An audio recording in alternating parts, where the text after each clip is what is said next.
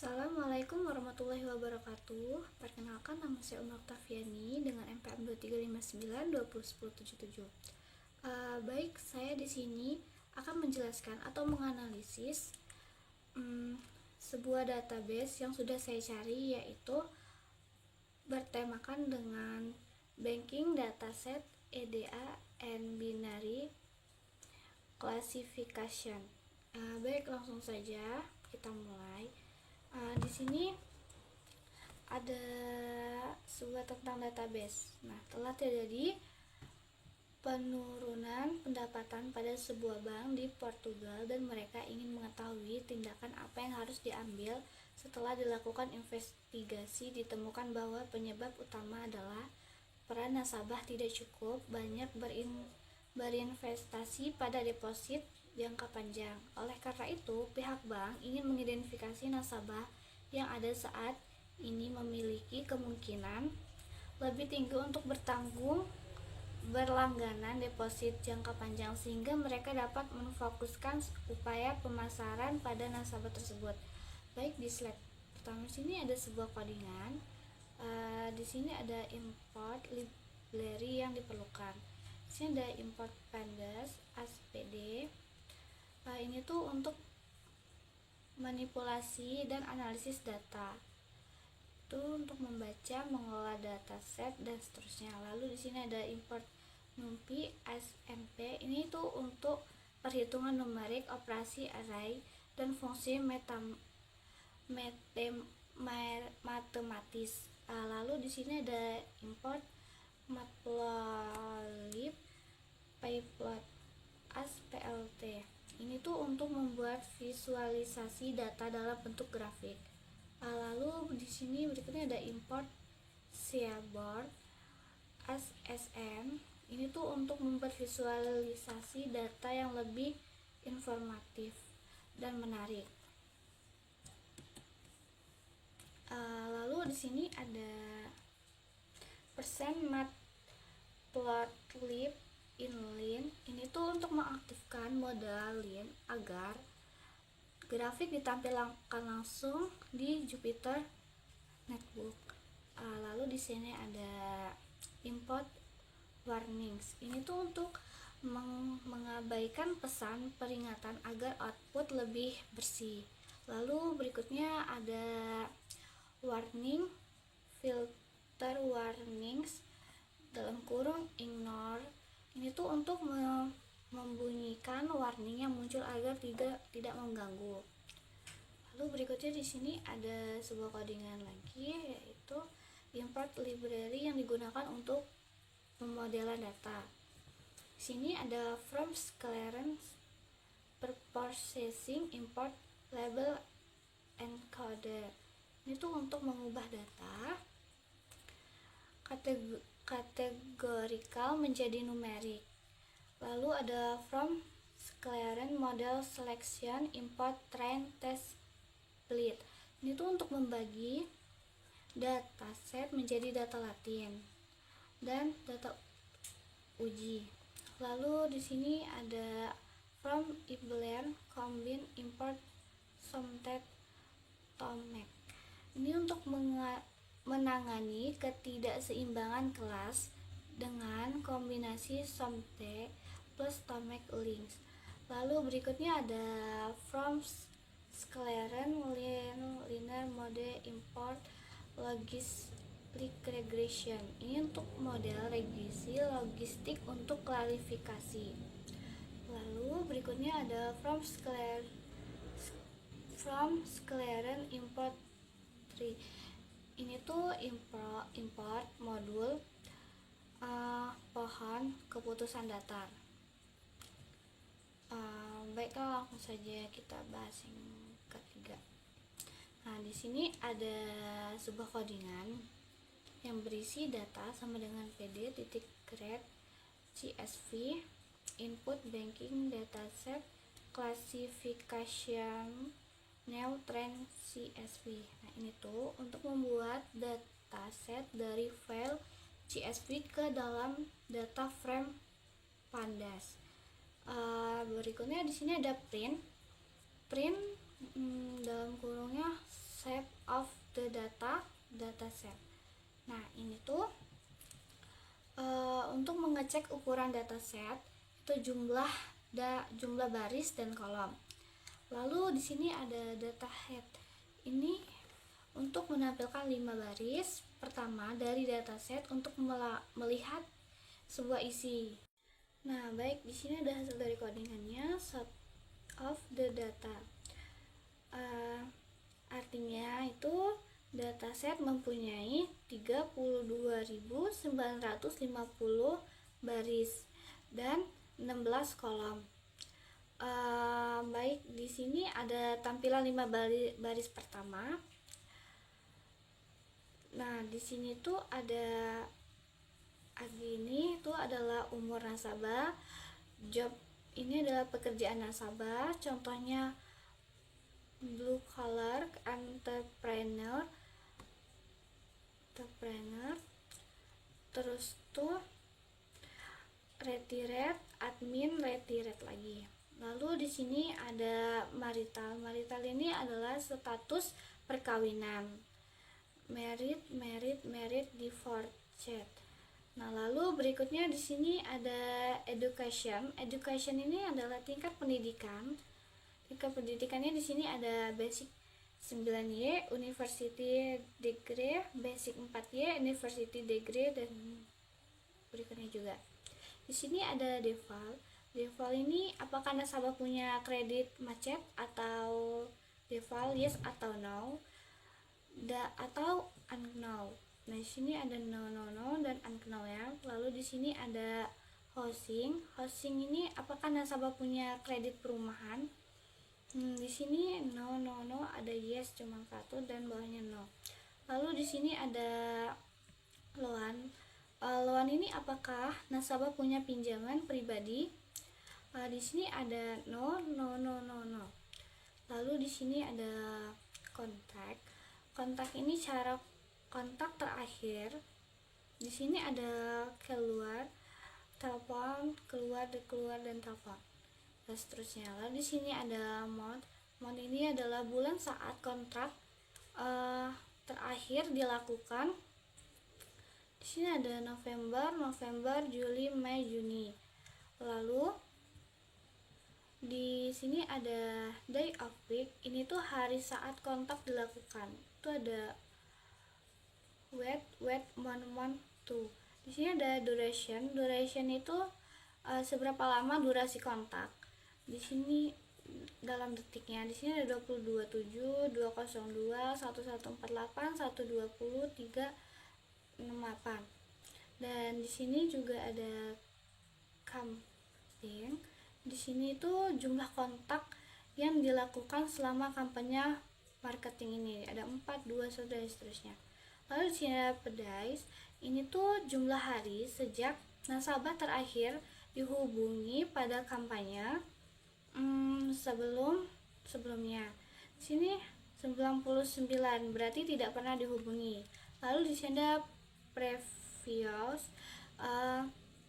Ini tuh jumlah kontak yang dilakukan sebelum kampanye ini. Lalu ada 0, 1, 0 dan seterusnya. Nah, di sini ada Podcom. Ini tuh hasil dari kampanye pemasaran sebelumnya. Di sini ada sukses, failure, ada non-existent dan seterusnya, sama aja. Lalu di sini ada Y. Y ini adalah target atau label. Apakah nasabah berlangganan deposit jangka panjang? Kalau ya dia yes, kalau tidak dia no.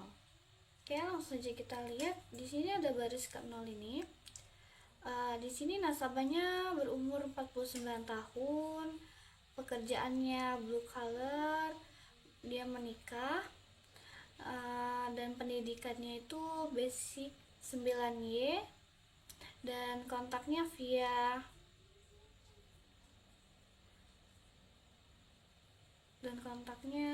color. Lalu di bulan November lama panggilannya 227 detik, tidak pernah dihubungi sebelumnya. dan 9. Hasil kampanye sebelumnya tidak ada hasil akhir, tidak berlangganan deposit, berarti Y sama dengan berarti 0. Dan begitu pun seterusnya kalau misalnya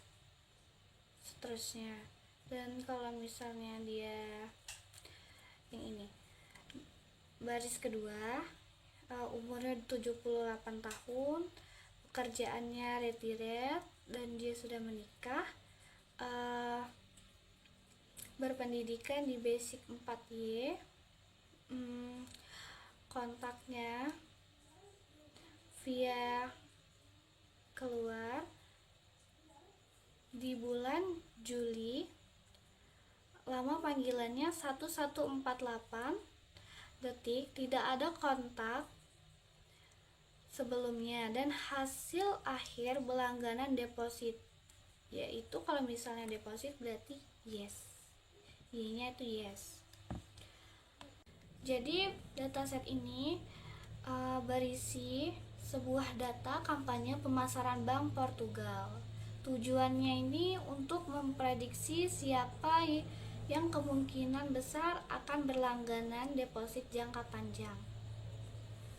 Baik, berikutnya di sini ada sebuah codingan lagi, yaitu data database. Ini tuh untuk mengecek tipe data dari setiap kolom dalam database. Di sini ada hasil codingannya, yaitu AGA. Ini tuh adalah AGA INT64. Ini angka bulat umur sebuah nasabah. Terus tuh di sini ada job, objek. Ini tuh ada teks atau kategori jenis pekerjaan. Lalu di sini ada marital. Ini adalah objek, teks status pernikahan. Lalu di sini ada education, objek. Ini tuh adalah teks tingkat pendidikan. Lalu di sini ada default ini objek, default ini teks status kredit macet yes, no, atau unknown. Lalu di sini ada housing teks status kredit rumah. Lalu di sini ada loan, objek, itu teks status pinjaman pribadi. Lalu ada kontak, objek, teks jenis kontak, keluar atau telepon. Lalu di sini ada month, objek, teks bulan terakhir, kontak. Lalu ada day of week, objek, teks hari kontak. Lalu ada duration, INT64, ini angka, lama panggilan dalam detik. Lalu ada campaign, INT64, angka jumlah kontak selama kampanye. Lalu ada PDS, INT64, angka jumlah kontak sebelumnya. Lalu di sini ada previous, INT64, ini angka jumlah kontak sebelumnya. Lalu di sini ada Podcom, objek, tag hasil kampanye sebelumnya. Dan lalu di sini ada sebuah nilai Y, itu objek juga. Di sini tuh ada teks target yes atau no. Lalu di sini memeriksa data yang hilang. Salah satu langkah utama dalam pemrosesan data adalah menangani data yang hilang. Data yang hilang berarti tidak ada observasi dalam kolom yang dapat disebabkan oleh proses pengadaan data, kurangnya informasi, hasil tidak lengkap, dan lain-lain. Memasukkan data yang hilang ke mode pembelajaran mesin Anda dapat menyebabkan prediksi atau klasifikasi yang salah. Oleh karena itu, penting untuk mengidentifikasi nilai yang hilang dan menanganinya. Sebuah codingan, yaitu codingannya data is null sum. Ini tuh untuk mengecek jumlah nilai yang hilang di setiap kolom dataset. Hasilnya tuh akan menampilkan jumlah data kosong seperti NaN per kolomnya. Sini ada umur 0, job 0, marital 0, education 0, default 0, housing 0, loan 0, contact 0, month 0, day of week 0, duration 0, campaign 0, PDS 0, previous 0, podcast 0, Y 0, dan di type INT 4. Lalu berikutnya di sini kita akan memeriksa ketidakseimbangan kelas. Di sini ada sebuah codingan data dalam kurung Y false count. Itu untuk menghitung jumlah masing-masing kelas pada target Y. Kolom Y berisi label apakah nasabah berlangganan deposit jangka panjang, yes atau no.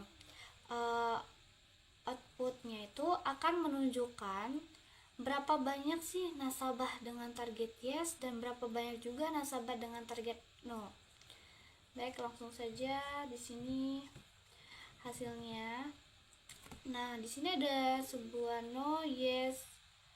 Nah, di sini berarti nasabah dengan target no, di sini ada 29.238.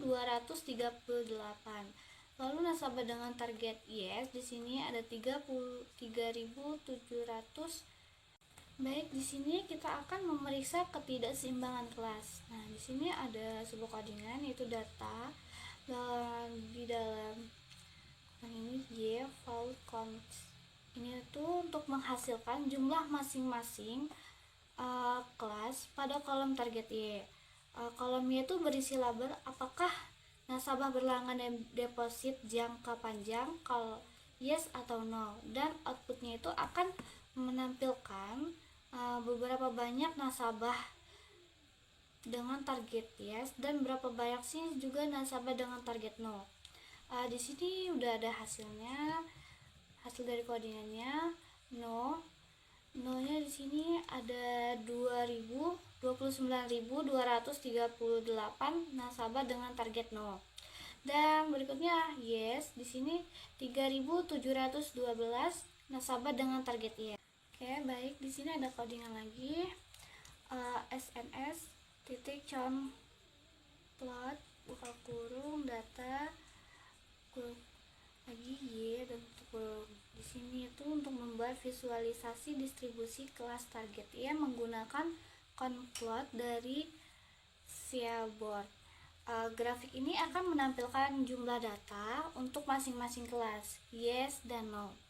Lalu di sini ada PLT title target variable. Ini tuh untuk memberikan judul pada grafik agar lebih informatif. Baik, di sini sudah ada hasilnya. Di sini sudah ada grafik plot menunjukkan distribusi kelas target Y. Di sini ada batang no jauh lebih tinggi ya, sekitaran 29.000 nasabah. Artinya mayoritas nasabah tidak berlangganan deposit jangka panjang. Lalu berikutnya di sini ada batang Y. Batang Y ini jauh lebih rendah dari batang no, sekitaran 3,7.000 nasabah. Hanya sebagian kecil yang berlangganan deposit jangka panjang. Kesimpulan dari gambar ini tuh data target sangat tidak seimbang. Baik, di sini kita akan analisis data eksplorasi, analisis univariat variabel kategoris. Nah, di sini ada sebuah codingan chat underscore var sama dengan data titik slash underscore data include object kolom. Ini tuh untuk memilih semua kolom yang bertipe data objek atau kategori lalu menyimpan ke dalam variabel catvar. Di sini ada print catvar. Ini tuh untuk menampilkan daftar nama kelompok kategori. Lalu di sini ada plot style use ggplot. Ini tuh untuk menggunakan gaya visual ggplot. Lalu berikutnya di sini ada for column in catvar. Ini tuh melakukan perulangan atau looping untuk setiap kolom yang termasuk dalam variabel catvar. Nah, lalu berikutnya di sini ada PLT figure. Fix size-nya 20,4. Ini tuh untuk figur, ukuran figurnya. Lalu di sini ada PLT subplot 121. Ini tuh untuk posisi subplotnya itu 121. Di sini ada data kolom value counts plot kin bar. Ini untuk menghitung frekuensi dan membuat grafik batang. Lalu di sini ada PLT X label kolom. Ini untuk memberi label sumbu X sesuai nama kolomnya. Lalu berikutnya di sini ada PLT Y label number of customer. Ini untuk memberi label sumber Y. Lalu berikutnya ada PLT title column. Ini untuk jumlah grafik sesuai nama kolomnya. Nah, di sini sudah ada hasilnya. Di sini job. Grafik ini tuh menunjukkan pekerjaan nasabah paling banyak bekerja di bidang admin. Nah, admin paling banyak 8.000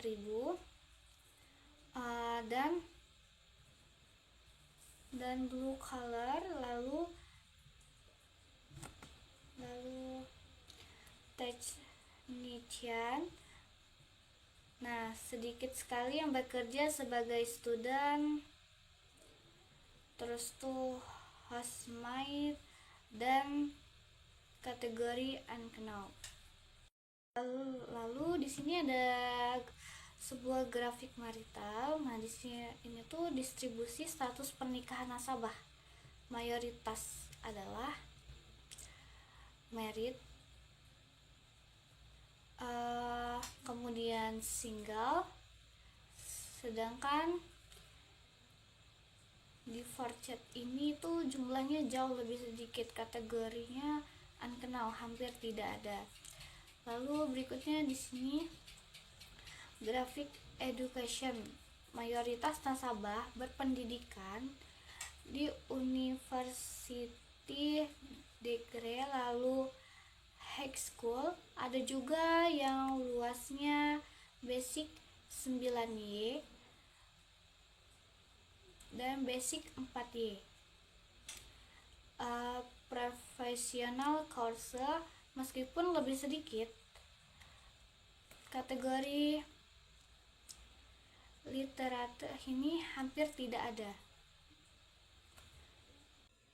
Lalu di sini ada grafik default. Grafik defaultnya itu untuk menunjukkan apakah nasabah memiliki riwayat gagal bayar pinjaman. Sebagai besar menjawab no, cukup banyak data yang unknown, dan sangat sedikit yang yes. Lalu di sini ada grafik housing. Grafik housing ini itu status pinjaman rumah. Sebagian besar memiliki pinjaman rumah yes, diikuti yang no, dan sedikit sekali yang unknown. Lalu di sini ada loan. Grafik ini tuh status pinjaman pribadi. Mayoritasnya tidak memiliki pinjaman pribadi. Itu no yang paling banyak di sini. Lalu yang memiliki yes itu sedikit, dan sangat lebih sedikit itu yang unknown. Lalu di sini ada kontak. Kontak ini adalah cara nasabah dihubungi.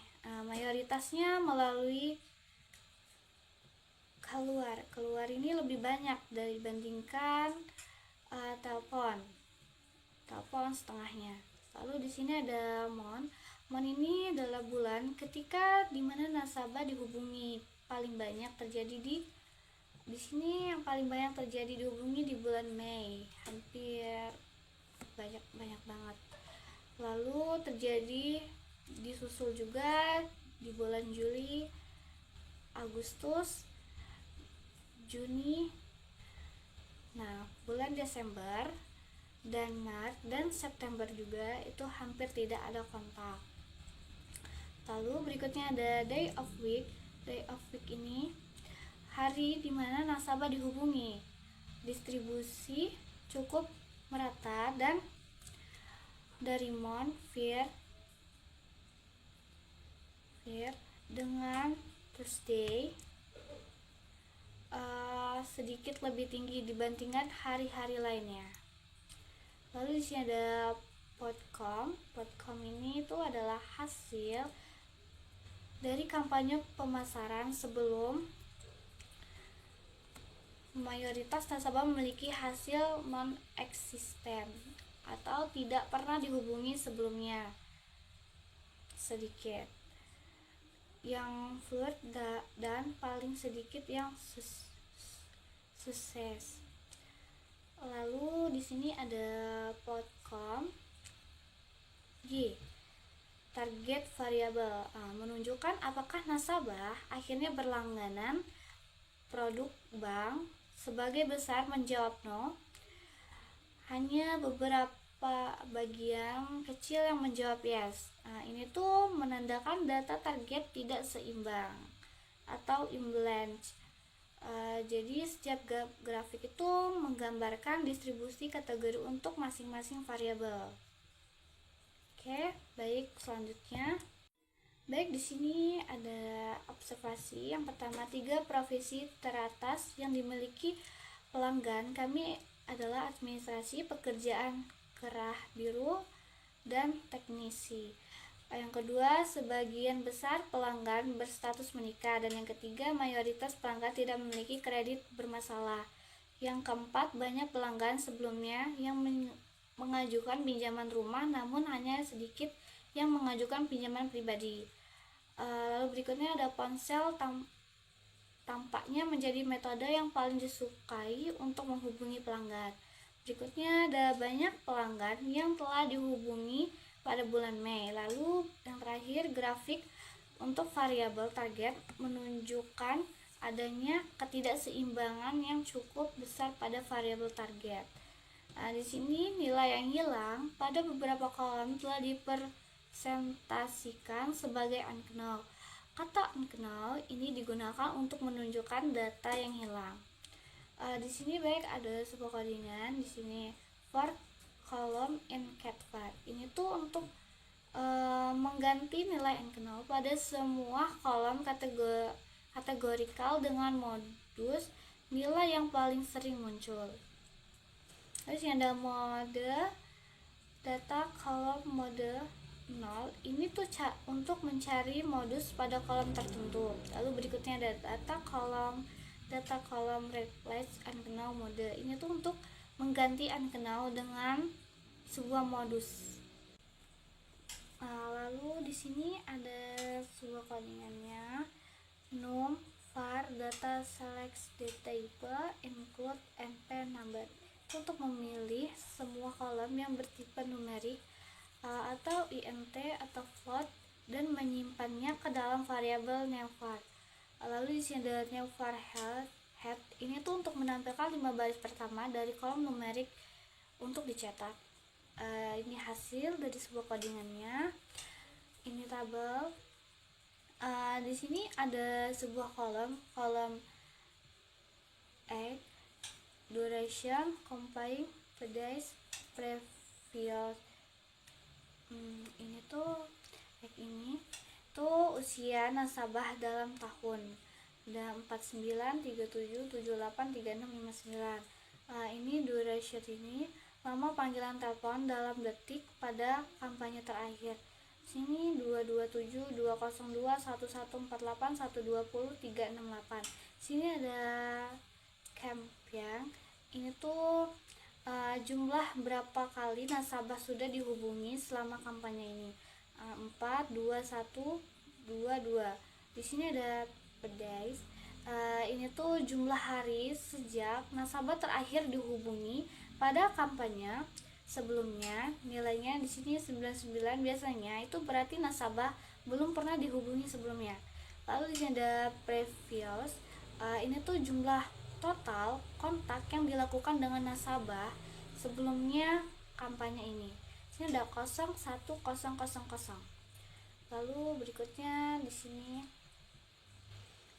ada sebuah codingan lagi, PLT style use ggplot.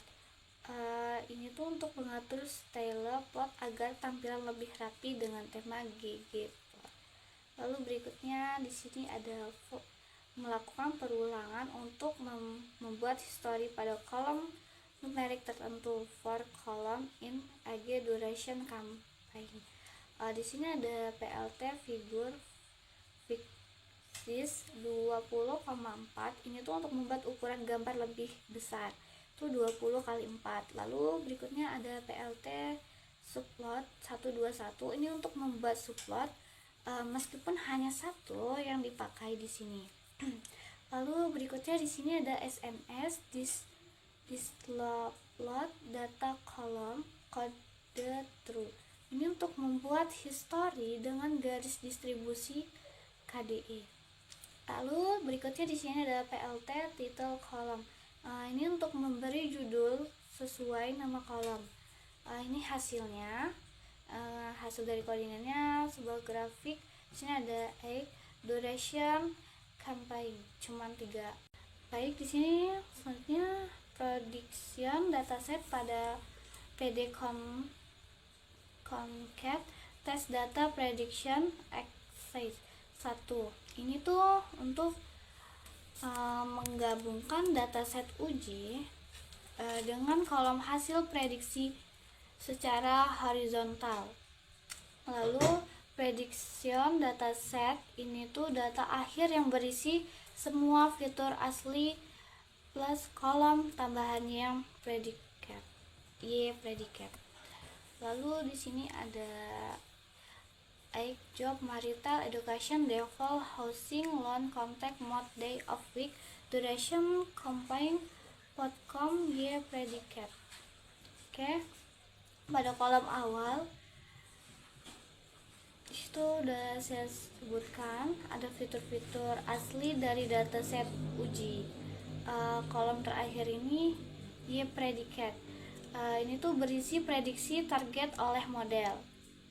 Lalu 0 itu diprediksi tidak berlangganan atau tidak setuju. Kalau 1 itu diprediksi berlangganan atau setuju.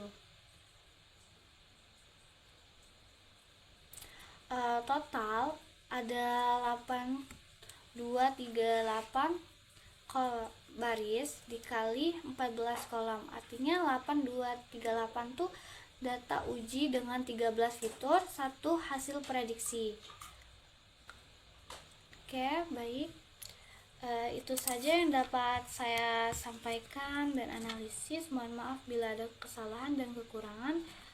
Saya mohon maaf. Baik, saya akhiri. Wassalamualaikum warahmatullahi wabarakatuh. Terima kasih.